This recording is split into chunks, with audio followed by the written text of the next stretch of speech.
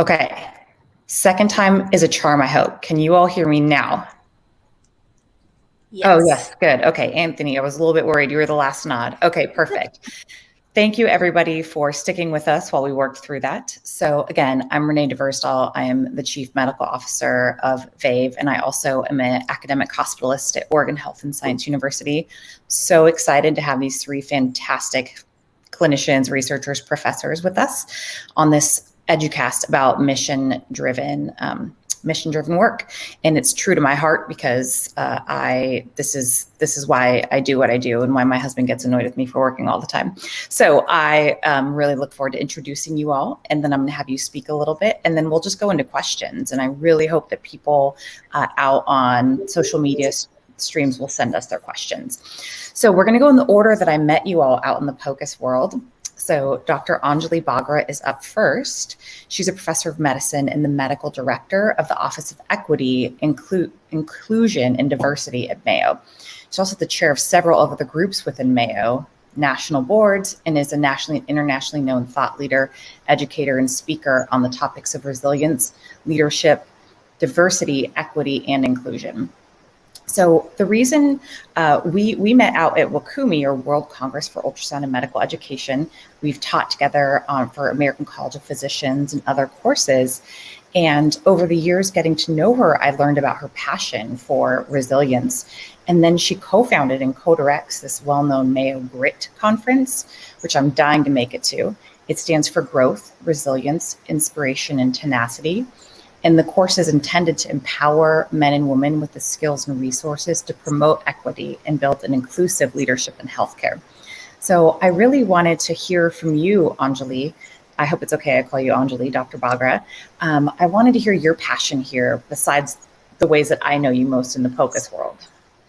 Sure. So first off, thank you. We'll go with Renee, Dr. DeVerstal, if that's okay. Of course. This is just a dream come true. I think it was almost like 10 years ago that we met at the WCUME conference in Portland, Oregon. And we were a bunch of women within POCUS in internal medicine. At the time, I did not know of Dr. Lewiss, and I'm so glad to be within the circle now. But going back to passion, I am born and brought up in India. And growing up, I did not have this concept of gender equity or inequity. The head of our country was a woman.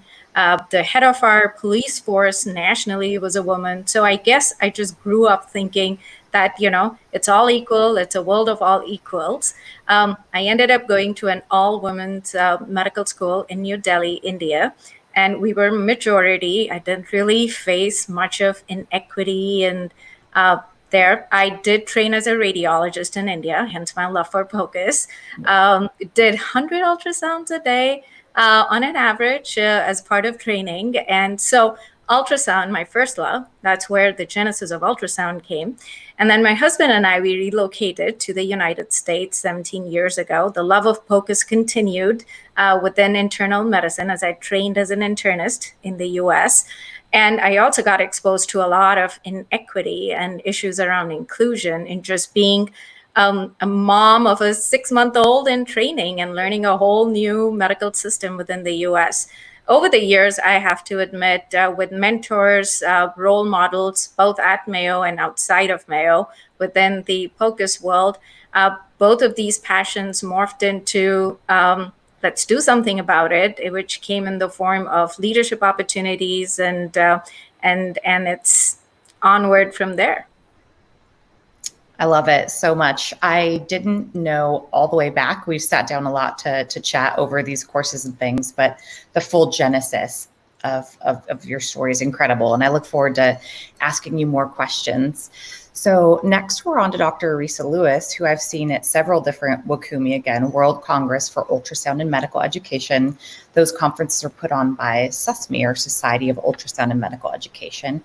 And then I think it was 2019 when Dr. Lewiss was the president of SCUF, Society for Clinical Ultrasound Fellowships, that I was at a course and saw her really leading it as the president of this. And so Dr. Lewiss is a professor of emergency medicine and radiology at Thomas Jefferson University Hospital. She's the director of point of care ultrasound division there as well. And she's led POCUS courses regionally, nationally, internationally. She also publishes and speaks on POCUS in addition to equity, health design, leadership, mentorship, medical education, global health, simulation, and national policy. It's a lot of things, and I've been seeing her in HBR recently, which is phenomenal. She's the creator and host of a podcast on healthcare equity and current trends called The Visible Voices. And I will say this has captivated me over the past year. It makes my commute better. It's one of my favorite podcasts. And the thing that I love about it so much is that it's very clear to me, and I believe other users, this isn't just a podcast. It's not just a line on a CV, that this is really core important work to you. And I just would love to hear the genesis of how you came up with this idea and the work you've been doing that's so fantastic. Thanks for such a really kind introduction, Renee. And I'm really honored to be on this panel with Anjali and with Anthony. And I guess I'll say that every year I try to gain a new skill. I work on something new. And within emergency medicine, my subspecialty has been point of care ultrasound, education, research, administration, leading divisions, having different local, national, international leadership roles. And dovetailing off a bit of what Anjali shared, like I started experiencing directly or indirectly, lack of equity. And equity, diversity, inclusion, this didn't just start for me in 2020 because of the year that we've just navigated. This has been since a child, certainly in terms of my focus to academics in college, university, med school, residency. I have lots and lots of stories. So as I started investigating how to be on a podcast, how to run a podcast, all the different logistics, building a podcast, part of the impetus was that in terms of who were the subject matter experts, who were the ones using their voice to talk about medical education facts, to tell a story, to give the cutting edge updates regarding COVID and COVID vaccinations. If you stop and look at the voices selected, the voices chosen, the voices to whom people look and who people become used to listening to, it's often not diverse. It's often white men. And I think that to really realize all that medicine offers, diverse teams are successful teams. That's quoted from a Harvard Business Review article. I truly believe that, which means you have to have everybody speaking, everybody representing. So there were a few reasons that I decided to launch the podcast myself, as opposed to, I started by being invited to speak on a podcast. Then I started doing podcast episodes under the umbrella of another organization. And what really pushed me to go out on my own was last year. Last year was such a landmark, banner, unique, horrible year that I thought it's time. It's time to get it out there, to use my voice, to get the voices that I want amplified out there, because these are people who have stories to tell, who are leading, but may not be tapped, picked, and seen as leaders purely because of some of the demographics. And, I chose healthcare equity and current trends as, I'm very interested in equity in healthcare and in medicine. Equity is, many ways equity is important to me. And then the current trends is so that I can talk about fun topics that are of interest to me, whether it's talking about espresso, talking about books, et cetera, et cetera. And so it's just fun. I will say one of the things that was reflected back to me that I hadn't previously appreciated was that these episodes were more about me than perhaps I appreciated in terms of telling stories. So I often select guests that are on a topic about which I've had experiences or I've had stories.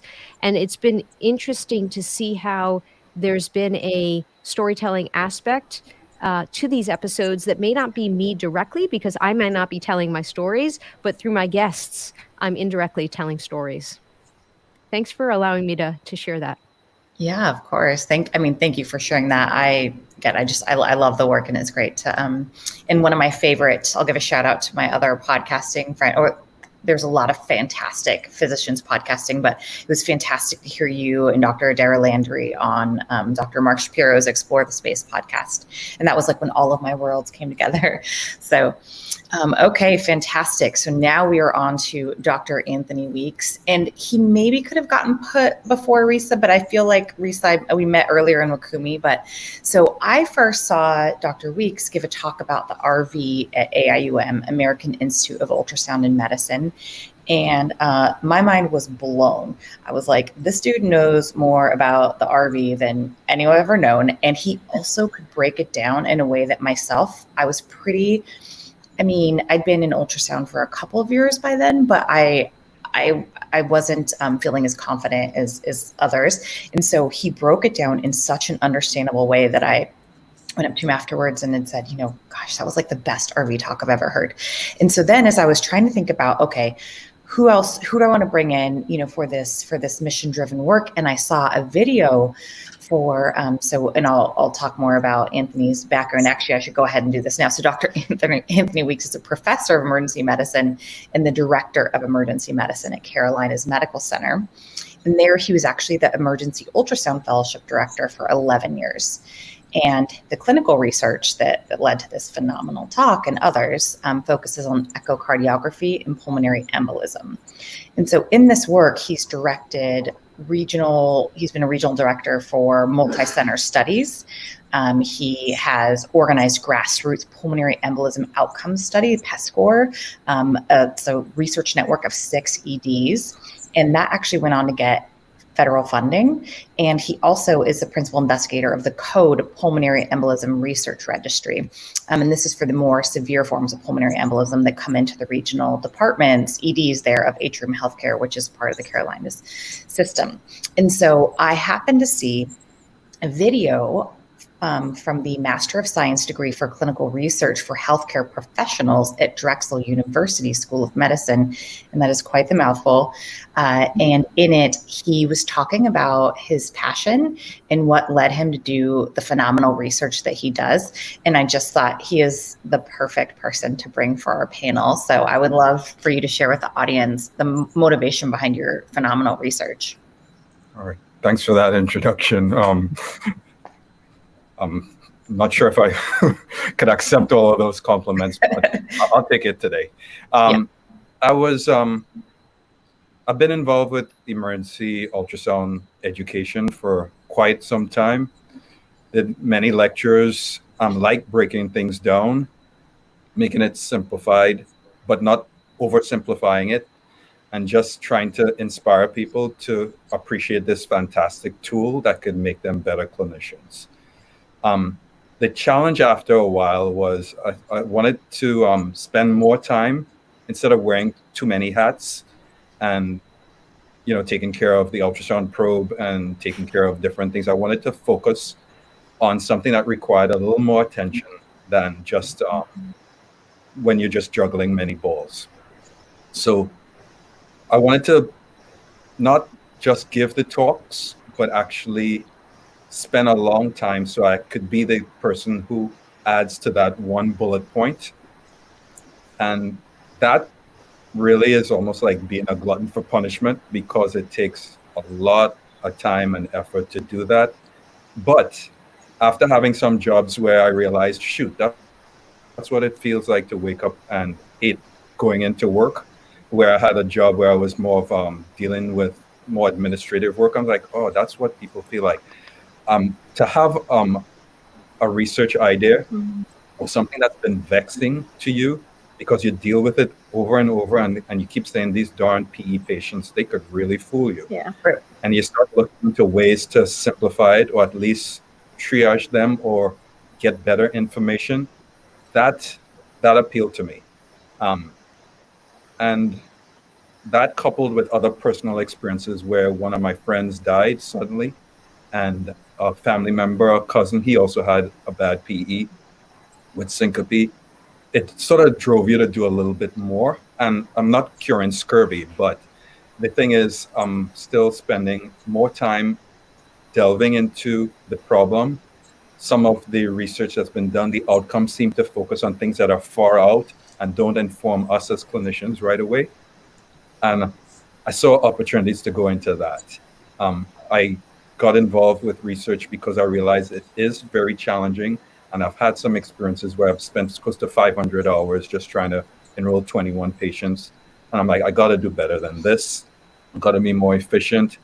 And I'm not the guy now that you really have a conversation with at the water cooler, because now we're having conversations about what variables, whether it's categorical or continuous. And really, you'll want to poke your eye out if you start talking to me. Okay. But it's been really gratifying.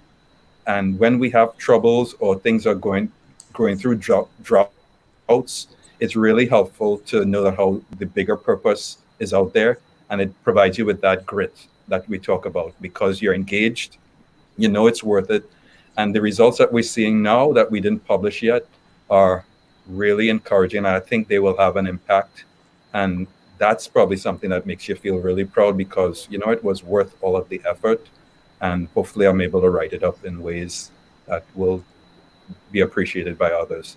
And the other challenge is you never feel satisfied, because you take the blows, you go down, you get up, you find ways to improve, and then you're like, I can't wait to finish this so I could rest. And then some other idea comes in, and you're like, gosh, I've got to look into this. And now we're working on another registry. So it's actually pretty gratifying. Painful, I can't lie, but it's really gratifying. I love it. I will say, as a hospitalist, I know Anjali also takes care of patients in the hospital. We also never know how things will go when patients come out of the ICU and they've had a huge PE, lysis, et cetera. And I've had good outcomes, and I've had really traumatic outcomes for myself and my team and the patient and the family upon discharge. And so I look forward to this work as well. So yeah, I appreciate you sharing all of that, and I look forward to seeing another RV talk from you sometime. So the first question, first of all, we put this in all of our social media tweets, but anybody watching this, please feel free to either post whatever media you're watching it on, or you can email it into the team, or like tweet me right now, or whatever. Just send it in via whatever you're watching, and we would love to ask your questions. So the first question actually goes to Resa, and the question was, when and why? And you kind of answered that but you can, we'll touch on that again. And then also at the same time, who is the most memorable guest you've ever interviewed? Thank you for the question. So I'm at my 1 year anniversary. It was March of 2020 that I launched the podcast. And as I said, it was really to amplify voices. I think my tagline is, welcome to the Visible Voices podcast, amplifying voices that may be known, those unknown, and all those covering healthcare equity and current trends. So you'll notice in terms of my episodes, there's often more than one guest, and someone may be well-known and some may be less well-known, with the goal of getting these people out there in terms of their voice. I can't say that I've had one most memorable. There have been certain guests that have been memorable for certain reasons. So, for example, Gloria Steinem was memorable because of who she is, and I never expected to be sitting with her in her living room having that conversation. And more, she said two things that really stuck with me. When I asked her what her health and fitness regimen was to have maintained such health at her age, she looked at me like that was just a bananas question, because she claimed to never have watched what she ate and doesn't exercise. But she looked at me, she said, I have friends. So in other words, having friends and loved ones and keeping those social beings close to you is what keeps you healthy. The other thing was, she really, without even my intending to, spoke about voice and the importance of using one's voice. And towards the end of that episode, I asked her, what would you say to the audience members that are worried about using their voice, or concerned about speaking out, or concerned about negative consequences and repercussions? Because within medicine, we see this happen. And she just, again, looked at me like just surprised, like, why wouldn't you use your voice? And it was just really important to hear her say that, because this is a woman who had used her voice literally for decades to really, change the landscape of equity. Hey, Resa, may I expand on that? You may not know this, but New York City, when you asked her if she would be willing to join you on your podcast, I was in the room at the time. It was just uncanny. I had like, it's funny, as you were narrating, I was nostalgic and I was thinking of that line that everybody was in, trying to ask her a question. And so thank you for following through on that and bringing her on the podcast. And she's definitely a voice worth sharing as many times as we can. Thank you. I love that backstory. That was one. I love that one. And then from a personal perspective, I really loved, and of course from the oh goodness, actually I'll look this up while someone else is talking. And there was one, and I want to get the name correct. There was a particularly very powerful, meaningful one to me. So the next question, actually, so Anjali, you've done we just went through a little bit of the things that you in terms of your work and your research, and you told us about being a radiologist and coming to us and discovering this inequity.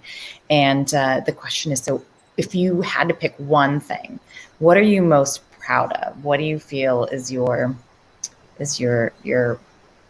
most crowning achievement, besides, of course, being the mother of two phenomenal kids, wonderful kids? Yeah, I struggle with that question. First off, this whole concept of pride, it's a really hard one for me. Culturally, I grew up always looking at what we are aiming for. But what I've learned by a lot of role models and mentors is you cannot just keep postponing your joy. At some point, you've got to pause, you've got to look back, and you've got to celebrate where you've come from. And I think that is extremely important for all of us who are in the space of equity, inclusion. And, this is hard work. This is work which challenges us every day. So honestly, my pride meter, Renee, shifts every day. The days that I'm able to have a crucial conversation with my teenager are moments of like pride. I did this without a microaggression. I did this without letting a bias come in. My pride scale keeps moving. But if it's going to be like one unifying theme of what makes me proud is, just the resilience and the tenacity with which both my husband and I, as we moved here, we stuck in with confidence. And when I look back, my pride is in giving back. It's not about like my personal journey of moving forward as the world looks at and as we define our growth, but it's about giving back and sharing it with others and really, truly empowering others. And I can, think of at my workplace within Mayo with grit, for example.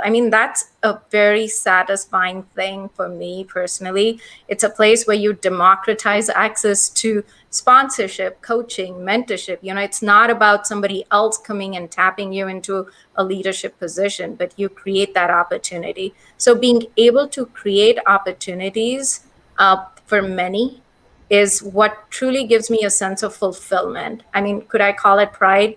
Maybe, but truly it's fulfillment, where you share that, if you crack a recipe for a perfect dish and you're able to share it and replicate it and others enjoy it, for me, that's fulfillment. And this has not been a linear path by any means. It's been convoluted, there's been backtracking.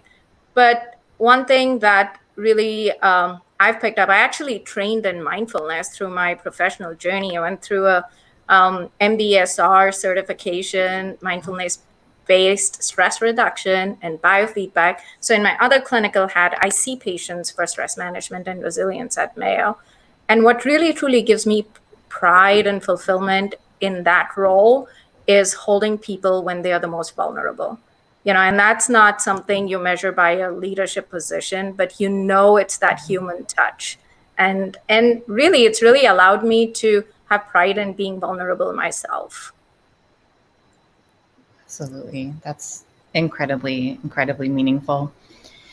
one of my favorite things that I've a reference in terms of career trajectory, growth, et cetera, is that it never should have been the corporate ladder. Like there's one and you have to go up in order. It's the corporate jungle gym or the career jungle gym. And sometimes you make a lateral move because it opens up a whole different, or I guess you could call it rock climbing even. And so that's been kind of my adventure of the past 8 months. So question came in for Anthony, and I'm going to tag team onto this one. So one was, why did you decide to specialize in emergency medicine? And the other part is, so you mentioned there were a couple of positions you hadn't liked. I think sometimes when we get more experience, we feel more comfortable with ourselves to say, this isn't the right fit for me. I'm going to move on. I'm just curious, looking back, if there's one thing you could tell your younger self. So again, emergency medicine, and also if there's one thing you could tell your younger self, what would that be? So it's a tough one. I would say just be truer to myself than I have been. I've I've done things because others have recommended that I do it, or they think that I can do it. And I had enough information inside of myself to know that this isn't for me. But my wrestling was because I couldn't tell the difference between needing to take a risk and being reluctant to take a risk versus viewing this as an opportunity. But a lot of the times your gut feeling is true. And I took on, let's say, an administrative job that really was not for me. I sometimes felt like I wanted to poke my eyes out, but I was a late bloomer with research. It's only after I got my AARP card that I got into research. But I'm more of a behind the scenes kind of person. So I needed to trust my instincts and not do things for external validation or to satisfy someone else's wishes or leadership plan for me or path for me. I needed to realize what was really something that I enjoyed or really drove me to wake up in the morning and deal with the blows and deal with the disappointments, but know that it was worth it. I eventually found that out and started to have more career agency later on. So then you became a little more comfortable saying, this is not really for me. Not that you're a procrastinator or you're trying to avoid work, but it's like, no, I have something that I want to focus on and I want to give it my full attention so I can do it well. And other things may not be where I'm focusing on. So that's what happened with me. I would look back and say, you sort of had enough information to know what you should have chosen and what you should have not. So sometimes you have to take the risk to trust your instincts. Absolutely. One of my favorite mentors had commented very early on, Renee, you have to find some things you need, some things are for external validation, the lines on the CV to try to get promoted. Congrats to all three of you for being full professors. But other things are going to move you for the internal validation and what that brings to you. So yeah, I love it. Anyone else have any reflections on that while I look at the other questions? I'll just echo what Anthony said. And, for me, it's something you have to almost learn and unlearn because otherwise that comparison trap sometimes academically or professionally can be very devastating without full realization. Because, how like academic medicine can just appear as these are the things you need to do to get to this position, whether that's full professor, whatever that is. But if it's not coming with an internal fulfillment, or in other words, if your short and long-term goals don't align, or if they're divergent, that leads to a lot of dissatisfaction, resentment, and unhappiness. That's a path to be totally avoided. And it's not easy to avoid it. In fact, it's quite easy to get trapped into something that looks like a recipe for success, but maybe a complete recipe for disaster. So thank you, Anthony, for sharing that. And it's hard. And, we all have to continuously work on it, I feel. It's almost the academic hamster wheel. And so it's important to know to carve out your areas and the things that make you happy. Resa, you look like you were, right about to chime in. I was just going to say that, I think what I resonate with in terms of what Anthony and Anjali and you have shared is trust your gut. Trust your gut. And what your gut tells you is specific to you, and it's different than someone else's gut. So you have to trust your gut. I do think if you are someone that's committed to personal growth, that becomes much easier with age, much easier with age and stage within academics. And the push me, pull you that we all feel is being brainwashed academic, because what we're told, what we're brainwashed, what becomes defined as success may not be our exact definitions of success. So you have to trust your gut. Could not agree anymore. There's a question for Anjali, and it's kind of for everybody. So for Anjali, specific to your role at Mayo, what's one thing you think organizations can do to positively impact diversity and inclusion? And then for everyone, it kind of came up for how can you promote diversity and inclusion within smaller organizations, even startups like ours. We're constantly working on this. So we can start with Anjali and then go down the line, whoever wants to speak. Yeah, no, I think that's such an excellent question. It's fundamental to the change that we all want to see in the space. And in my brief experience so far in the role anyway, but I've had the fortune of watching an excellent role model who preceded me in the role. I think, most importantly for large organizations, I'm going to speak out of my experience at Mayo Clinic. D&I work, all equity, inclusion, diversity work needs to be very strategically, deliberately, and explicitly knit into the overall strategy of the organization. It can't be an offshoot or an appendage sitting in a corner. It needs to be a priority. It needs to be a focus of all kinds of financial plans. It needs to be a priority for all kinds of leadership development plans. It needs to be a priority of the workplace, of your marketplace and your community. So it really has to be a very, very deliberate commitment from top down and bottoms up. Where things can fall apart is, and what I'm seeing a lot is, there is often a frozen middle in large organizations. Mm-hmm. Top leaders are, they're moving in that zone. They are trying to walk the talk. They are picking up on emerging best practices, standards, and stuff.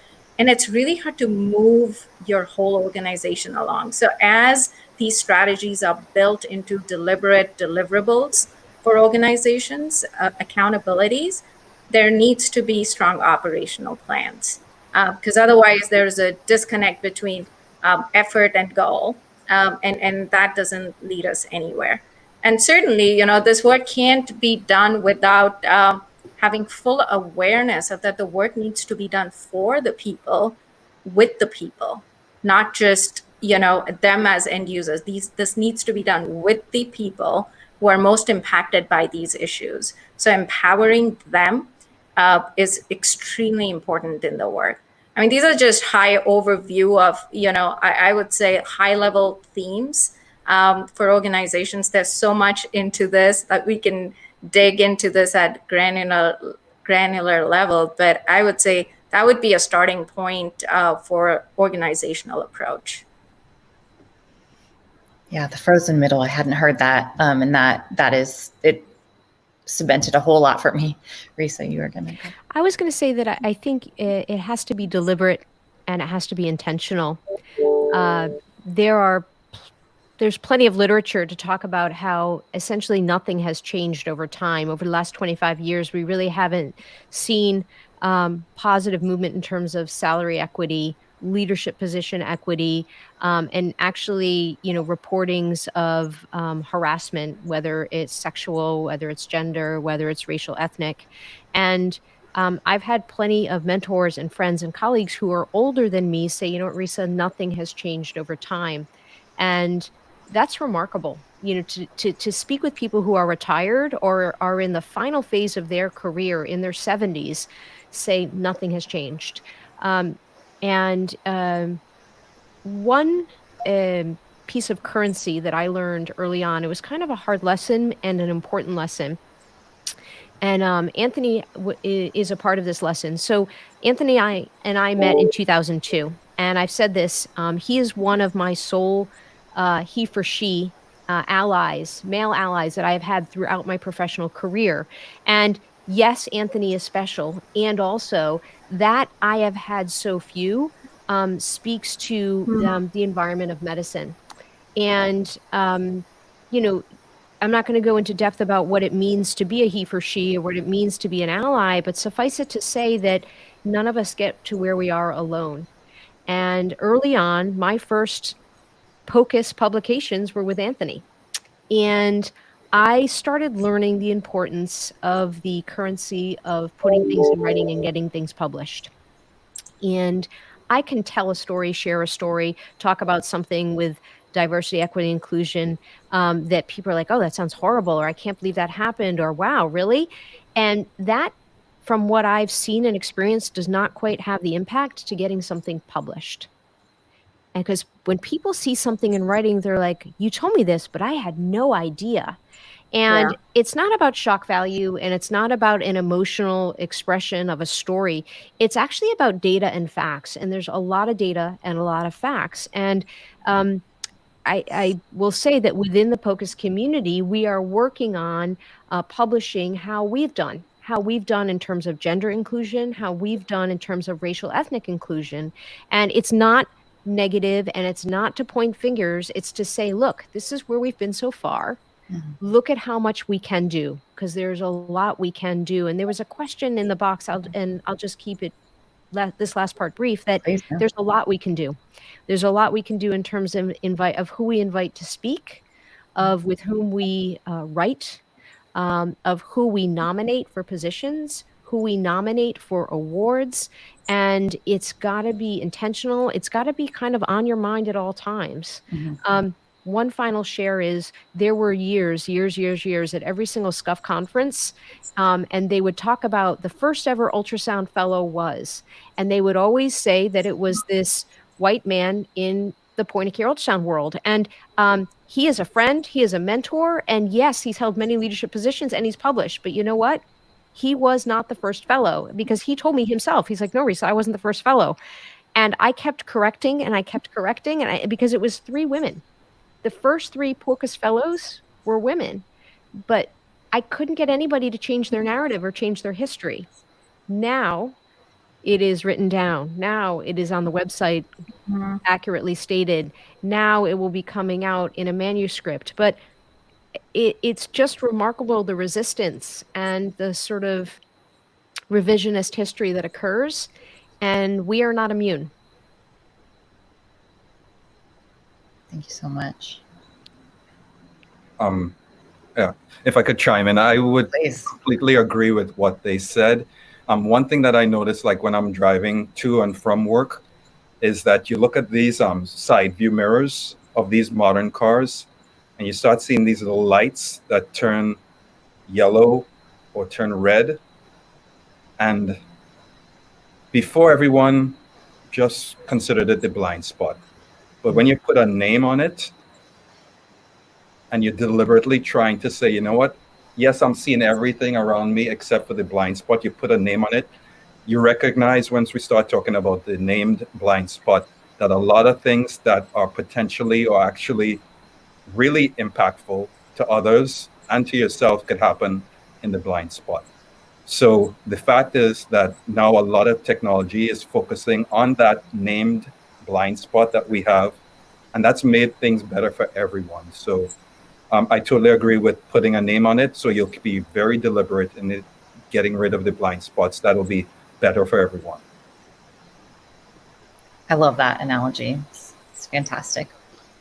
So how about, normally I kind of cut us right off at 3:45. I would love to just maybe have one last question for y'all, because it's such a rich discussion. So a question came in about, how has your mission changed over time? And so if everyone wants to chime in, the other one, see, another one just came in. So I'm gonna shout out the last couple questions, and then let's just have y'all speak to whatever speaks to you. So trusting your gut, Can you give so you all gave a couple good examples and the bad examples. And then in terms of equity in healthcare, what do you think we need to focus on in this moment? So that was a smattering. Anyone can reflect on whatever they want. I'm happy to go first, Renee. First off, I want to quickly piggyback on Resa's comment around, not much has changed. I think within equity, inclusion, and diversity, one characteristic is that we are so stuck with admiring the problem. If you look at where our energy is focused, it's in studying over and over again, what the problem is. And sometimes, there is this analysis paralysis because you're like, wait, oh my God, there's, where shall I start? Anthony, this goes back to, what happens when you're thinking of a research project. It's like hamsters in your head. The default mode of the brain just doesn't quit. This is where I love to bring the neuroscience and the mindfulness and the equity work. It kind of has a perfect thing. So one of the mantras that I personally use now is, to what extent are we going to invest cognitively into understanding and admiring the problem? And then how are we going to utilize that data that we generate into analysis and action? So it's awareness, analysis, and action. But we are kind of caught between awareness and analysis. I don't know, but I'm hopeful. I think this past year really pulled the sheets on a lot of inequities and the magnitude of the inequities. So I'm really going into, this equity and healthcare and what the focus is. From our patient population, we know that this has got to focus on improving the experiences of our people from a healthcare standpoint, which is where we all are committed. And POCUS, in my mind, is such a great tool to do that at the bedside, out in the field, anywhere. That's how I started my journey. I was a trained radiologist doing internal medicine. People would just look at me, this woman's crazy. She just grabs an ultrasound machine. But that power of what you can do to educate your patient at the bedside. What I remember from 18 years ago, Anthony, is my patient with PE that we diagnosed with like a D-shaped septum in the ICU. I'm an intern having this conversation with my fellow. We rushed this patient to the CT anyway on a heparin drip. So awareness, analysis, and action. That's kind of like my mantra with that. Has your mission changed over time? Oh boy, when we relocated, my husband and I, to the United States, I had no idea, or even I remotely dream of doing what I'm doing today. So yes, mission evolved over time based on what my lived realities were, what opportunities were for improving the environment around me. I do think this is, again, something you do as a team. I don't know if I'm going to have this unique opportunity of calling out two of my rock solid allies, sponsors, push and pull mentors, both you and Resa, Renee. So thank you. This work can't be done alone. And once you have like your team, people who believe in you, you're not always going to be right. It's not about being right or perfect, but it's about having the right attitude and the intent. And you're going to be wrong, but if you surround yourself with people who can give you grace, and if you give yourself grace, that path of, your mission evolving just becomes easier, more fun, and more meaningful. Absolutely. How about you two? I'll talk about mission and whether or not my mission has changed over time. I'd like to say that my mission has been constant, and my ability to support that mission, the resources to support that mission have changed over time. I believe I've always been motivated to create a better environment for patients, a better environment for trainees, and a better environment for colleagues that are coming after me.